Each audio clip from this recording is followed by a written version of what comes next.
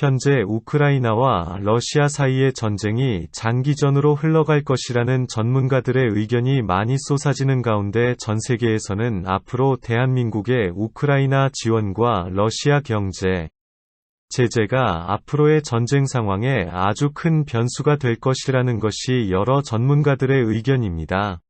대한민국 정부는 국제적인 러시아 제재에 함께 동참하겠다는 의사를 적극적으로 밝히며 전자반도체, 컴퓨터, 정보통신, 센서 레이저, 항법 항공전자, 해양, 항공우주 등 7개 분야 57개 품목 기술에 대한 경제 제재와 해외 송금을 위한 스위프트망에서도 퇴출한다고 밝히며 러시아 정부에 강한 압박을 주는 모습을 보여 전 세계인들의 주목을 받기도 하였는데요.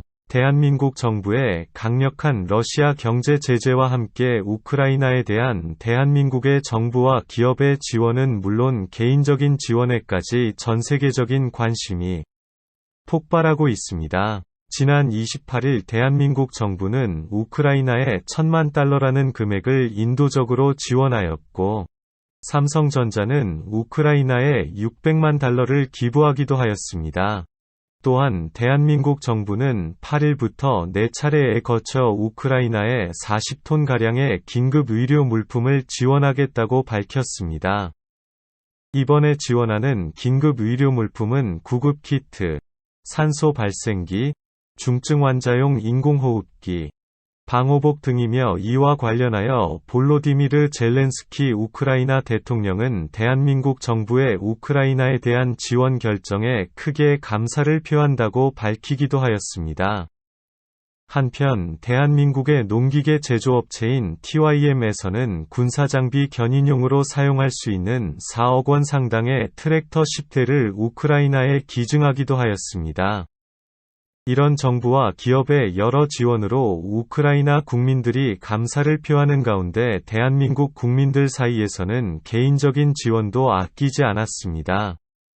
시민들이 함께 우크라이나를 위해 모금한 금액이 67만 달러에 달하며 우크라이나 대사관에서는 대한민국의 지원에 무한한 감사를 표한다고 밝히기도 하였습니다.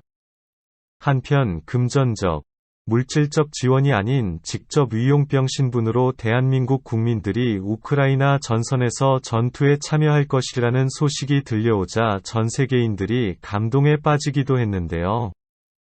해외의 한 네티즌은 대한민국 국민이기에 과거 일제 침략과 6.25 전쟁의 아픔을 이겨내고 이제는 자유를 위해 싸울 수 있는 것이라고 감탄하기도 하였고, 일본의 한 네티즌은 70명이 넘는 일본인들이 의용병 신분으로 입대하겠다고 밝혔지만 단 한 명도 실제로 입대한 사람이 없다며 분노하는 모습을 보이기도 했습니다.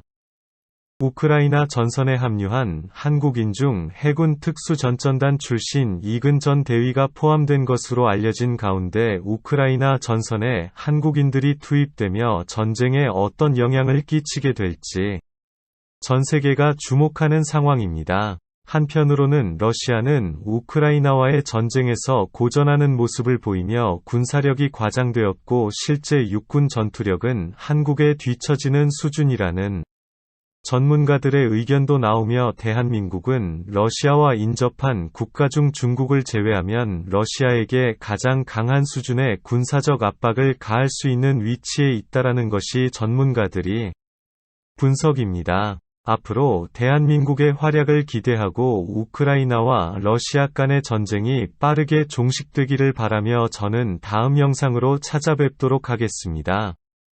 감사합니다.